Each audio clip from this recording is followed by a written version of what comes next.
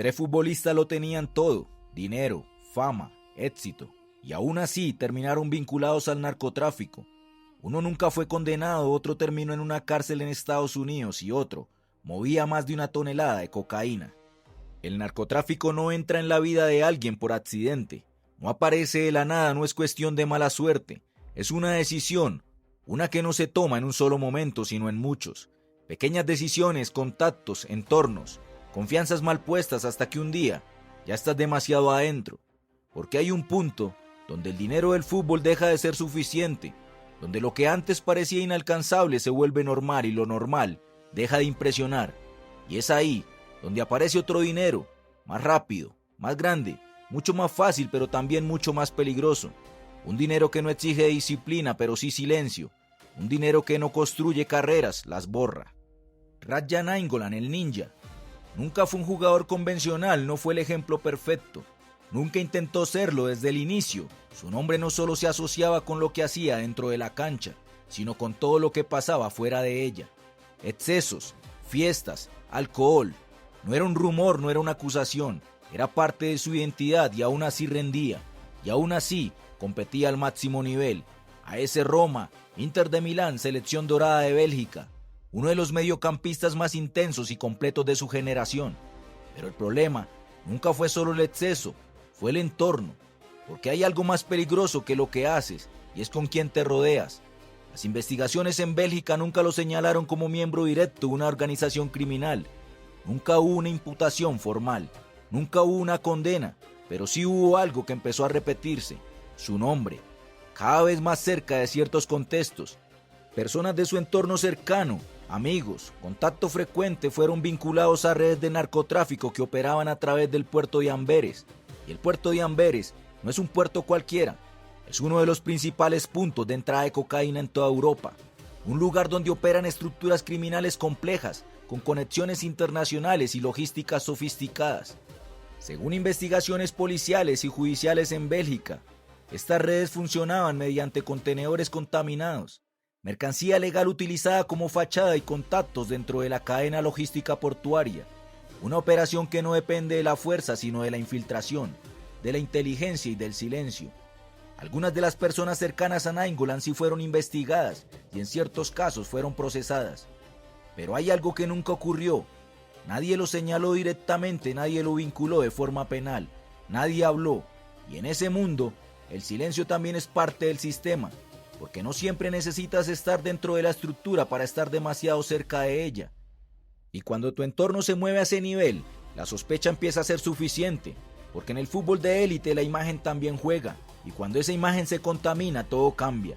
Su nivel empezó a bajar, los grandes clubes dejaron de verlo como prioridad, la selección dejó de llamarlo y poco a poco, su carrera empezó a apagarse, sin un escándalo definitivo, sin una caída explosiva, pero con un desgaste constante, silencioso e imparable. Terminó lejos del máximo nivel, lejos de los grandes escenarios, lejos de lo que alguna vez fue, porque a veces no necesitas una condena para perderlo todo. Pero hay historias donde la línea no se roza, se cruza por completo y ahí no hay zonas grises, solo consecuencias como la de John Biafara, porque Biafara no fue una promesa, fue una realidad. Capitán del Once Caldas, campeón de la Copa Libertadores en el 2004, parte de un equipo que hizo historia, que venció a gigantes, que rompió todos los pronósticos, y él era el eje, el líder, el jugador que sostenía todo. También vistió la camiseta de la selección Colombia, era respetado, admirado, tenía una carrera sólida construida con esfuerzo, con disciplina, pero todo eso se vino abajo en el 2019. Fue capturado en Colombia, acusado de formar parte de una red internacional de narcotráfico. No era un caso pequeño, no era una sospecha débil. Las autoridades estadounidenses lo ubicaron dentro de una estructura criminal transnacional, con operaciones en Colombia, Centroamérica y Estados Unidos. Una red que no funcionaba con improvisación, sino con organización, con rutas definidas, con logística estructurada, con coordinación entre países.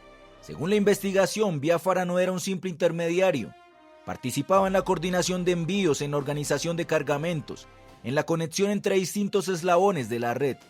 No era un nombre decorativo, era funcional, y eso cambia todo, porque no se trataba de un cartel tradicional con nombre visible, era algo más difícil de rastrear, más fragmentado, más moderno. Una red criminal que no necesitaba identidad pública para mover toneladas de droga. Fue extraditado a los Estados Unidos, juzgado, y en 2021 se declaró culpable. La sentencia: más de 11 años de prisión. El capitán de un equipo campeón de América terminó en una cárcel federal, lejos del fútbol, lejos del reconocimiento, lejos de todo.